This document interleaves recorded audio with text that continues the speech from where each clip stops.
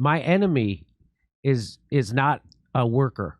Okay. Yeah, that's right. And I don't care if he's a Republican or a libertarian. We share a common enemy, and that common enemy is an oligarchy. Your democracy. That's the whole joke about January 6th.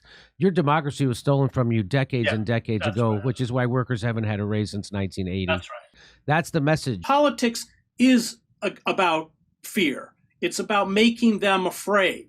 So we who care about these issues, social justice, freedom, destroying the oligarchy, we have to begin to stand up. It's the language of class. It's the only way you can oppose the oligarchy is you have to do it along class lines. Hey, can you tell that story one more time that you've told on this show about Henry Kissinger, the story he told? Yeah. It's I think it's 71 or something. One of the biggest anti-war demonstrations. They've surrounded the White House, and to protect themselves, Nixon's put empty city buses in a ring around the White House, and he's looking out the window, and he's saying, Henry, they're going to break through the barricades and get us. And that's, of course, exactly where we want power to be. It is our job to put power in that position.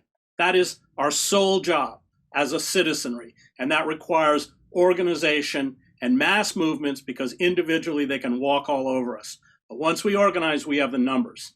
We have the capacity. The railroad freight workers had it. Look what Biden did to them. We have the capacity to cripple the oligarchy. I lived in France, and I loved it. I mean, the farmers got angry. They drove all their tractors into the center of Paris and shut the city down. That's what we've got to do. And that traditionally, this is why Howard Zinn's A People's History of the United States is an important book, because he illustrates how every opening in American democracy, every advance in American democracy was made through movements, the labor movement, the abolitionists, the suffragists, the civil rights movement.